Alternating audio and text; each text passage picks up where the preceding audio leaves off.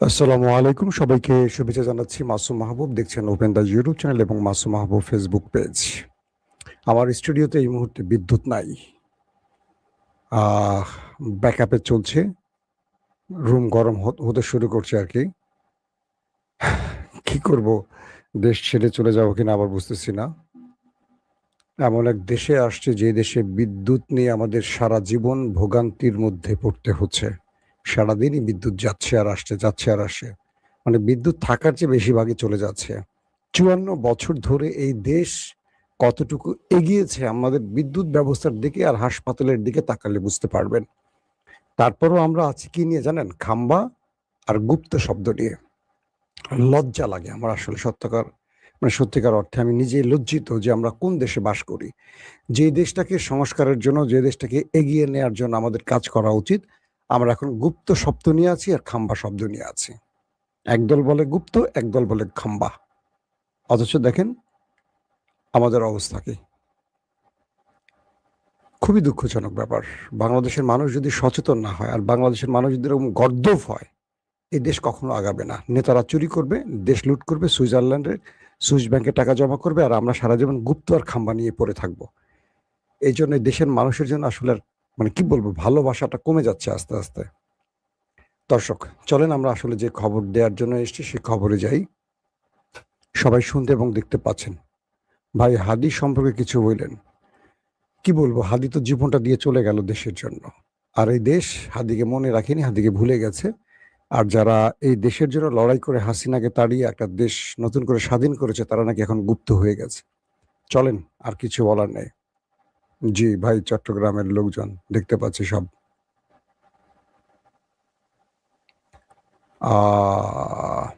দর্শক, বেশ কিছু গুরুত্বপূর্ণ খবর আছে। সেই প্রথম খবরটি হলো, মার্কিন প্রেসিডেন্ট ডোনাল্ড ট্রাম্প আমেরিকার ইতিহাসে সবচেয়ে বড় বিপদে ফেলে দিয়েছেন। এটা ইতিমধ্যে বিভিন্ন মার্কিন গণমাধ্যম সেটাকে প্রকাশ করছে। এবং ট্রাম্প যদি কখনো বুঝতে পারতেন যে তার এই পরিণতি হবে, তাহলে তিনি ইরানের সাথে কখনো যুদ্ধে জড়াতেন না। এটা নিয়ে কিছু দুর্দান্ত তথ্য আপনাদের দেব। পাশাপাশি পাকিস্তানের আসিম মনির বা পাকিস্তান রাষ্ট্রটি এই মুহূর্তে সবচেয়ে আলোচিত একটি দেশ। পাকিস্তান এবং ইরান আসলে তলে তলে খেলছে কি, বা পাকিস্তানের সাথে আমেরিকা তলে তলে কি খেলছে, বা পাকিস্তানের সাথে আরব রাষ্ট্র তলে তলে কি খেলছে, এই তলে তলে খেলার কিছু তথ্য আপনাদের দেব। আসেন আমি একটা একটা করে শুরু করি। স্টুডিওতে বসে থাকা খুব কঠিন হয়ে যাবে, গরম হচ্ছে চারদিকে। বা প্রথম যে খবরটি, মার্কিন কিছু বিশ্লেষক তারা তাদের বিভিন্ন বক্তব্যে লিখনিতে বলতে শুরু করেছেন, ডোনাল্ড ট্রাম্প যদি বুঝতে পারতেন যে তার পরিণতি এরকম হবে, তাহলে তিনি কখনো যুদ্ধে জড়াতেন না। তিনি অতীতে বা আমেরিকা অতীতে অনেক দেশকে সর্বনাশ করেছে, সেই দেশগুলো ধ্বংস হয়েছে, কিন্তু আমেরিকার তেমন কিছু হয়নি। কিন্তু ইরানের সাথে লড়াই করার পর আমেরিকা এই বিষয়টুকু মানে বুঝতে পেরেছে যে বাকি দেশগুলো আর ইরানের অবস্থাটা পুরোপুরি আলাদা। এই যুদ্ধটা শুরুর আগে ইসরায়েল প্রধানমন্ত্রী নেতানিয়াহু এবং মোসাদ প্রধান আমেরিকাকে বুঝিয়েছিল মাত্র 2 থেকে 3 দিনের মধ্যে ইরানের খেলা শেষ। অর্থাৎ সুপ্রিম কমান্ডার, গুরুত্বপূর্ণ কয়েকজন সেনা অফিসারকে মেরে দিলেই সব খেলা শেষ। কিন্তু খেলাটা তখন শুরু হয়েছে, এটা আমেরিকা বোঝেনি। সুপ্রিম কমান্ডার এবং আইআরজিসির গুরুত্বপূর্ণ বা ক্যাবিনেটের গুরুত্বপূর্ণ ব্যক্তিদের মৃত্যুর পর মূল খেলাটা শুরু হয়ে গেছে। এখন আমেরিকা কোনোভাবে ইরানকে বাধ্য করতে পারছে না। Supreme commander Ayatollah Ali Khamenei এর আগে 12 দিন বা 11 দিনের যুদ্ধ শেষে কিন্তু আমেরিকার আবেদনের সঙ্গে সঙ্গে সিজফায়ারে গিয়েছিল, যুদ্ধবিরতিতে গিয়েছিল, আপনাদের মনে আছে। কিন্তু আয়াতুল্লাহ আলী খামেনির ছেলে মুস্তফা খামেনি বা আইআরজিসি বর্তমানে কোনোভাবেই আমেরিকার সাথে আলোচনা করতে রাজি হচ্ছে না।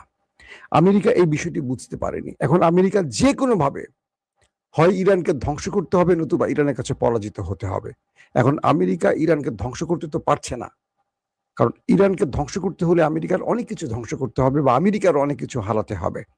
আর এই হারাতে গেলে আমেরিকা পৃথিবীতে আর পরাশক্তি বা 1 নাম্বার রাষ্ট্র, পাওয়ারফুল রাষ্ট্র হিসেবে থাকতে পারবে না। ইরান সেখান থেকে আমেরিকাকে দুর্বল করে ফেলবে। কিরকম? এই মুহূর্তে গালফ কান্ট্রি আমেরিকাকে বলছে যে তুমি নিজেকে রক্ষা করতে পারছো না, তুমি আমার দেশে আমার পেট্রো ডলার নিয়ে আমাকে কি রক্ষা করবে? গালফ কান্ট্রি চেষ্টা করছে ইরানের হাত থেকে তার দেশের নিরাপত্তার জন্য কি করতে পারে। তারা আমেরিকার বদলে ভিন্ন রাষ্ট্রকে খুঁজছে। বলা হচ্ছে যে দুটো রাষ্ট্রকে তারা মাথায় রেখেছে, একটি রাশিয়া, একটা চীন। ইরানের হাত থেকে বাঁচতে হলে দুটো দেশই কেবল বড় ভূমিকা রাখতে পারে, চীন এবং রাশিয়া। আর আমেরিকা কেন পারবে না? কারণ আমেরিকাকে এই 40 দিনের যুদ্ধে যে ধোলাইটা ইরান দিয়েছে গালফ কান্ট্রির ভিতরে, আমেরিকার যত প্রতিরক্ষা ব্যবস্থা আছে, সামরিক বড় বড় স্থাপনা আছে, আমেরিকার যুদ্ধ বিমান আছে, আমেরিকার F-35 আছে, আমেরিকার রিফুয়েলিং ট্যাঙ্কার আছে, আমেরিকার কি বলবে প্যাট্রিয়ট কিংবা থার্ড আছে প্রতিরক্ষা ব্যবস্থা, আমেরিকার যেই কি বলবো যে মধ্যপ্রাচ্যকে রক্ষায় যে তাদের প্রতিরক্ষা আরো যে ব্যবস্থাগুলো আছে, রাডার সিস্টেম থেকে শুরু করে সবই ধ্বংস করে ফেলেছে ইরান। অর্থাৎ আমেরিকার যুগের পর যুগ ধরে গালফ কান্ট্রিতে নিজেকে যে শক্তিশালী অবস্থানে তৈরি করেছে, নিজের যে প্রতিরক্ষা বহু তৈরি করেছে, সবকিছু তছনছ করে দিয়েছে ইরান মিসাইল এবং ড্রোন দিয়ে। এখন গালফ কান্ট্রি এটুকু বুঝতে পারছে যে আমেরিকা কখনো ইরানকে ঠেকাতে পারবে না। আমেরিকা 40 দিনে সেই পরীক্ষায় ফেল করে গেছে। এখন ইরানকে যখন হিংস দেয়া হচ্ছে যে আমাদেরকে কি বলে চীন এবং রাশিয়ার কাছে, যখন গালফ কান্ট্রি গোপনে ছুটতে শুরু করেছে ইরানের হাত থেকে বাঁচার জন্য, তখন চীন বলে দিয়েছে যদি আমাদেরকে ডাকো তাহলে আমাদের কিছু শত্রু আছে। কিরকম? যে তোমরা যে তেল বিক্রি করবে পৃথিবীব্যাপী, এটা ইউয়ানে বিক্রি করতে হবে, তোমরা ডলারে বিক্রি করতে পারবে না। আবার আমেরিকা টিকে আছে কিভাবে? আমেরিকা টিকে আছে তার মিত্রদের যত রিজার্ভ সব ডলারে আছে, রিজার্ভ হিসেবটাই করা হয় ডলারে। এখন আরবের এই ধনকুবের রাষ্ট্রগুলো যদি আমেরিকার পাশ থেকে সরে ইরানে চলে যায়, কি বলে চীনে যায় বা রাশিয়া যায়, তাহলে রিজার্ভটা ডলারে থাকবে না, ইউয়ানে চলে আসবে। তাহলে আমেরিকা ধাস করে মাটিতে পড়ে যাবে। মানে মূল পৃথিবীর শক্তি তো ধরেন আপনার ডলার একটা এক নাম্বার কারণ যে আমেরিকা আজকে এই সুপার পাওয়ার কেন, অর্থ ব্যবস্থা ডলার, বিশ্ব কারেন্সির মূল হিসেবটা হয় ডলারে। তো আবার সৌদি আরব, কাতার, কুয়েত, জর্দান এরা যদি তেল বিক্রি শুরু করে ইউয়ানে, তাহলে আমেরিকার আর অস্তিত্ব থাকে না। এখন আমেরিকা বুঝতে পারছে যে তার অবস্থা খুবই করুণ, কারণ ইরান এই যুদ্ধে আমেরিকাকে সাপের মতো পেঁচিয়ে ফেলেছে। মানে কি, এখন আমেরিকা চাইলে যুদ্ধবিরতি করে শেষ করতে পারবে না। ইরান এমন ভাবে ট্র্যাপে ফেলে দিয়েছে আমেরিকাকে, আমেরিকা সেখান থেকে উঠতে পারছে না। যেমন হরমুজ প্রণালীতে অবরোধ করে বসে আছে কেন আমেরিকা চাচ্ছে ইরান যেন কোনোভাবে তার কারেন্সিতে বা ইউয়ানে বা ক্রিপ্টো কারেন্সিতে আর তেল বিক্রি করতে না পারে, বা ইরানের কাছ থেকে ইরানের মিত্ররা যেন ডলার ছাড়া অন্য কোনো ব্যবস্থা তেল না কিনা। কিন্তু ইরান বলে দিয়েছে হয় ক্রিপ্টো কারেন্সি অথবা তোমাকে আসতে হবে ইউয়ানে। ইতিমধ্যে সেইভাবেই যারা যারা তেল নিচ্ছে বা হরমুজ প্রণালী ত্যাগ করছে টোল দিয়ে, তারা সবই এই পদ্ধতি গ্রহণ করছে, ডলার বাদ দিয়ে দিয়েছে। এখানে বিশাল ধাক্কায় আমেরিকা খেয়ে ফেলছে। তো এই পরিস্থিতিগুলো একটার পর একটা আসছে, এবং সামনের দিনগুলোতে ইরান আমেরিকাকে এমন চাপে ফেলে দিয়েছে যে ইরানের মিত্ররা ক্রমান্বয়ে আমেরিকা থেকে মুখ ফেরাতে শুরু করেছে। যেমন এর মধ্যে ইউরোপ মোটামুটি আমেরিকাকে সহযোগিতা করছে না, ন্যাটো সরে আসছে, যে কারণে আজকে পেন্টাগনের একটি বা হোয়াইট হাউসের একটি গোপন নথি লিক হয়েছে, এটা মেইল লিক হয়েছে। সেটা কি, আমেরিকা ন্যাটো থেকে স্পেনকে সাসপেন্ড করতে যাচ্ছে, এমন একটি নোটিশ পাওয়া গেছে। তার মানে স্পেন এই যুদ্ধে সবচেয়ে বেশি আমেরিকা ইসরায়েলের সমালোচক ছিল, এবং ইসরায়েল আমেরিকাকে তার ভূমিতে বা আকাশে উঠতে নামতে দেয়নি, কোনো প্রকার তাদের ঘাঁটি ব্যবহার করতে দেয়নি, এবং সবচেয়ে বেশি সমালোচনা করেছে মিস্টার পেড্রো, স্পেনের যিনি প্রধানমন্ত্রী। এবং তাই স্পেনকে সাময়িকভাবে ন্যাটো থেকে সাসপেন্ডের পরিকল্পনা নিচ্ছে আমেরিকা। সেই তথ্যটি আজকে লিক হয়েছে। এখন প্রশ্ন হলো, যদি স্পেনকে ন্যাটো থেকে বের করে দেয়, ধারণা করা হচ্ছে আরো অনেক ইউরোপীয় রাষ্ট্র এই ন্যাটো থেকে বেরিয়ে যেতে পারে। আমেরিকা এখন তার শত্রু ইরানকে সাইজ করতে না পেরে ইউরোপের দিকে নজর দিচ্ছে। পাশাপাশি আরো যে দেশগুলো আমেরিকা ইসরায়েলের কঠোর সমালোচক ছিল, তাদেরও কঠিন বিরোধিতা শুধু নয়, শাস্তি দেওয়ারও বিভিন্ন পথে হাঁটছে আমেরিকা। তো বলা হচ্ছে যে এই মুহূর্তে আমেরিকা ইসরায়েল ইরানের সাথে মানে ইসরায়েল কিন্তু লড়াই করতে চাইছে, আমেরিকা কিন্তু এখান থেকে উঠে যেতে চাইছে, কিন্তু আমেরিকাকে ইরান ছাড়ছে না, চারদিক থেকে সে পেঁচিয়ে ফেলছে। আসেন 2 নম্বর গুরুত্বপূর্ণ খবর। পাকিস্তানের এসছেন ইরানের পররাষ্ট্রমন্ত্রী আব্বাস আরাকচি, এবং কয়েকটি সূত্র বলছে যে পাকিস্তানের ডেলিগেটরা চলে গেছে ইতিমধ্যে পাকিস্তান ছেড়ে। অন্যদিকে আজকে আমেরিকার প্রতিনিধি দল আসার কথা পাকিস্তানে। ইরানের পররাষ্ট্রমন্ত্রী বলছেন যে আমরা পাকিস্তানের সাথে আলোচনা করতে আসছি, আমরা কোনো আমেরিকানদের সাথে বসবো না। এই বক্তব্যটি আমেরিকানদের একটা বড় চপেটাঘাত হয়ে গেছে। বলা হচ্ছে যে আসিম মনির 3 দিন ছিলেন ইরানে। 3 দিন থেকে ইরানকে যে কোনো ভাবেই তিনি বোঝাতে চেয়েছিলেন এবং বুঝিয়ে সম্ভব করেছিলেন যে তুমি হরমুজ খুলে দাও, তুমি তোমার মতো হরমুজ পূর্বের মতো রাখো, টোলাদায় কোনো যেটাই করো। আর আমেরিকা যে অবরোধ দিয়ে বসে আছে, আমেরিকা বলছে আমেরিকা এখানে থাকবে না, তুমি হরমুজ খুলে দিলে আমেরিকা চলে যাবে। তো 3 দিন থেকে আসিম মনির ইরানকে ম্যানেজ করে তারপরে যেদিন তিনি ইরান ছাড়লেন তখনই কিন্তু পাকিস্তান ইরান থেকে বলা হয় যে হরমুজ খুলে দেয়া হয়েছে। আপনারা দেখেছেন একদিন মানে 24 ঘন্টার জন্য। কিন্তু আমেরিকা পাকিস্তানকে যে কথা দিয়েছিল তারা অবরোধ তুলে দিবে, তারা কিন্তু অবরোধ তোলে না, তারা প্রতারণা করে। কারণ ডোনাল্ড ট্রাম্প যখন অবরোধ তুলে দেবে এই চুক্তিতে আসিম মনিরকে ইরানে পাঠিয়েছিল এবং আসিম মনির ইরানকে ম্যানেজ করে হরমুজ খুলে দিয়েছিল, তখন মিস্টার নেতানিয়াহু ট্রাম্পকে আবার চেপে ধরেন যে না, খবরদার, আপনি এই কাজটি করতে পারেন না। আপনি যদি এখন এই অবরোধ খুলে দেন তাহলে তো আমরা মারা পড়বো, আমাদের সব শেষ, এতদিন যা কিছু করেছি আমাদের সব অর্জন ব্যর্থ হয়ে যাবে। তো ডোনাল্ড ট্রাম্পকে যখন আবার নেতানিয়াহু চেপে ধরেন, ট্রাম্প আবার পূর্বের সিদ্ধান্তে ফিরে আসেন। তখন খেপে যায় আসিম মনির যে আপনি আমাকে দিয়ে মধ্যস্থতা করেছেন, আমাকে কথা দিচ্ছেন, কিন্তু পরক্ষণে আপনি কথা পরিবর্তন করছেন, তাহলে আমি ইরানের কাছে তো বিশ্বাসঘাতক হয়ে যাব। এরপর আমরা দেখেছি যে ডোনাল্ড ট্রাম্প হরমুজ প্রণালীতে অবরোধ দিয়ে বসে আছে, এখনো নড়াচড়া করছে না। ইরানের জাহাজ আটক করে, আবার ইরান আমেরিকান স্বার্থ সংশ্লিষ্ট জাহাজ আটক করে। দুই পক্ষের সাথে খেলা চলছে। আবার ইরান আমেরিকার নাকের ডগা দিয়েও চলে যাচ্ছে তার কার্গো জাহাজ নিয়ে। তো ইরানের তেল কেনার জন্য আজকে নতুন করে চীনের উপর নিষেধাজ্ঞা জারি করে দিয়েছে আমেরিকা। বুঝতে পারছেন আমেরিকা কোন দিকে ছুটছে।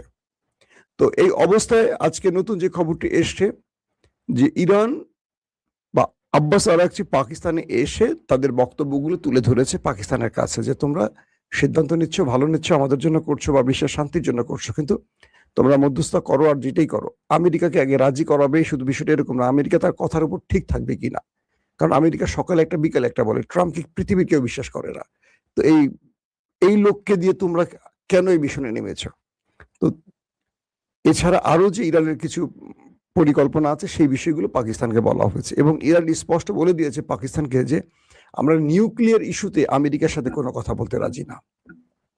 আমরা যদি কথা বলি আগামী দিনগুলো কি হবে, যুদ্ধবিরতির ফলে অর্থনৈতিক ব্যবস্থা হবে, হরমুজ প্রণালী ইস্যুতে টোল এগুলো নিয়ে কথা বলতে চাই। আমাদের উপর নিষেধাজ্ঞা যেগুলো আছে গত 40-50 বছর ধরে, এগুলো উঠাবে কি করে, আমাদের সারা পৃথিবীতে যে বিলিয়ন ডলার ফ্রিজ হয়ে আছে এগুলো ফেরত দিবে কিভাবে, আমাদের ক্ষতিপূরণ কিভাবে দিবে, এগুলো নিয়ে আমরা আলোচনা করতে চাই।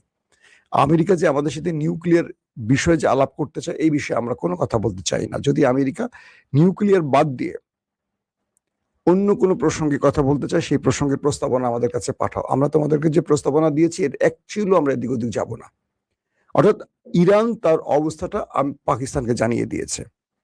এখন পাকিস্তান সেই ব্যাখ্যাগুলো পাঠাবে আমেরিকার কাছে। এখন আমেরিকা যদি রাজি থাকে তাহলে কিছু একটা হবে, আর যদি রাজি না থাকে, আমেরিকা যেভাবে মধ্যপ্রাচ্য চারদিক থেকে ঘিরে ফেলছে, একটার পর একটা রণতরী তাদের আসছে, তাদের যুদ্ধ বিমান আসছে, তাদের রিফুয়েলিং ট্যাঙ্কার। আজকে আমি আপনাদের দিনের বিকেলের খবরে বলে দিয়েছি যে 25টি রিফুয়েলিং ট্যাঙ্কার কেবল ইসরায়েলি নেমেছে বেনগরিয়ান বিমানবন্দরে।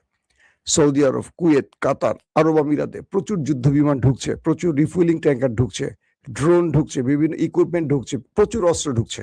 অর্থাৎ বলা হচ্ছে যে আমেরিকা একদিকে আলোচনার কথা বললেও পুরো মধ্যপ্রাচ্যে আরেকটি ক্যান্টনমেন্ট তৈরি করার কাজ করছে এবং প্রচুর সেনা ঢুকছে, কমান্ডো ঢুকছে, প্যারাট্রুপার ঢুকছে। এদেরকে নিয়ে আমেরিকা একটা বড় অ্যাডভেঞ্চারে যাবে, এটা মোটামুটি নিশ্চিত হয়ে গেছে। তো এই পরিস্থিতির মধ্যে ইরানের জাতীয় নিরাপত্তা প্রধান ইব্রাহিম সাহেব বলেছেন যে আমরা আমেরিকার সাথে আর কোনো আলোচনায় বসবো না, আমেরিকা হরমুজ ছেড়ে দেবে, এটাই চূড়ান্ত সিদ্ধান্ত। এবং হরমুজ ইরানের, এখান থেকে ইরান টোল আদায় করবে, ইরান যার কাছ থেকে টোল আদায় করবে আবার কারো কাছ থেকে মন চাইলে করবে না, সেটা ইরানের সিদ্ধান্ত। কিন্তু এখান থেকে আর কোনো বিষয় ইরানের আমেরিকার কাছ থেকে আর কোনো অনুমতি প্রয়োজন হবে বা আমেরিকার সাথে কোনো বিষয় সমঝোতা করবে এরকম না। যদি আমেরিকা চায় যুদ্ধ করতে, আমরা প্রস্তুত আছি। তবে আমেরিকাকে যুদ্ধে আসতে হবে লং টাইম প্রসেসে, শর্ট টাইমে না। আমেরিকা যা চিন্তা করছে তার চেয়ে বেশি আমরা তাদেরকে প্রতি উত্তর দেব। তো এই বিষয়গুলো এখন আবারও আমেরিকার জন্য টেনশনের কারণ হয়ে গেছে। অন্যদিকে ইসরায়েল লেবাননে এখন আক্রমণ চালাচ্ছে।